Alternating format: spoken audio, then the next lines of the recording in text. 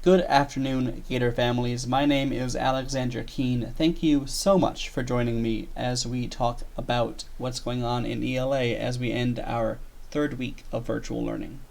Please remember that although the timing in this video is based on our most recent department meeting and our best guesses about how long things are going to take, individual classes may be ahead or behind by as much as a day and a half. So if you have any specific questions about what's going on in a specific language arts classroom on a specific day, you should reach out to your parent or to your student's teacher for that specific information. As we move through virtual learning, here are some links that might be useful to you as you're helping to keep your student engaged and on task. First up, of course, is a link to Canvas, which is our learning management system for the year. If you have not yet signed up for a parent account on Canvas, I recommend that very strongly because it is a great tool for helping your student stay on top of his or her work. Second is a link to ParentSquare, which is our primary communication tool between students, parents, and teachers this year. Third up is Sora, which of course is how students are accessing A Long Walk to Water and all of our other required texts, as well as serving as a library for the 40 book challenge and any other books your student may be interested in reading or listening to. Finally, we have a link to me reading some chapters of A Long Walk to Water, which may be useful for some parents, some students, some families, or just some people who really want to know about life in the Sudan in, the 80s. So, this past week in review, week 3.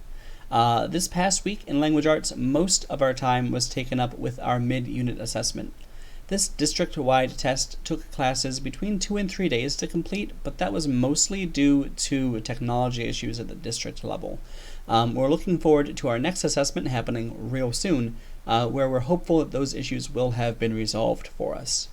The rest of our week this week concluded with a brief introduction to main idea, theme, and objective summary.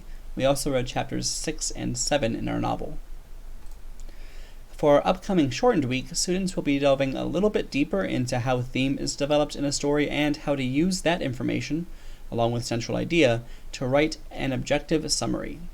We're going to end week 4 with the first part of our end of unit assessment, and it seems kind of crazy that we just gave the mid-unit assessment and next week is the first part of our end of unit assessment, but don't worry, there are I think 2 more weeks total in unit 1, so we are not quite as far along as it might sound.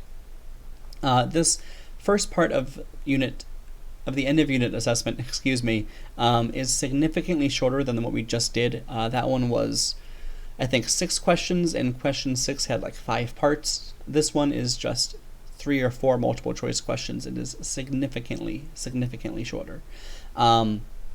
So after we spend some time talking about theme and main idea and summary, we're going to take a short multiple choice test to make sure students are on track with that before you get ready for week 5. And I don't have a slide for week 5, but I do want to mention that the end of week 5, the 17th and the 18th of September, is going to be the second half of our end of unit assessment.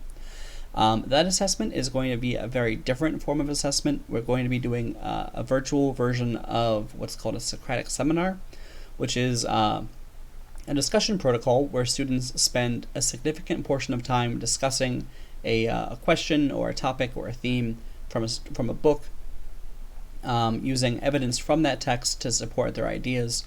And students are assessed on how much they participate, how insightful their comments are, and also how well they're able to use evidence from the text to support those answers. The second half of that assessment is going to take the form of them listening to a different group and evaluating the comments that they hear in that group. So again, that's not until the 17th and 18th, which is the end of next week, but I point it out because now is a fantastic time for students to start preparing for that if they haven't been super active in our classroom discussions, because having those positive habits built up will make participating in the Socratic seminar a lot less stressful. One way you could help your student prepare for that is by asking another family member or yourself or a trusted family friend or whoever to discuss A Long Walk to Water over Zoom with your student.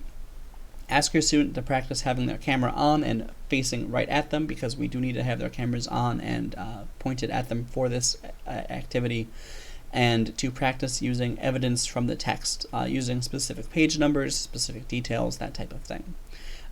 If your student can practice doing that once or twice over the next week or two, they'll be in a really good place when we go to do our Socratic seminar on the 17th and 18th. So, thank you once again for all of your help and your patience and your support as we move into the second half of quarter one.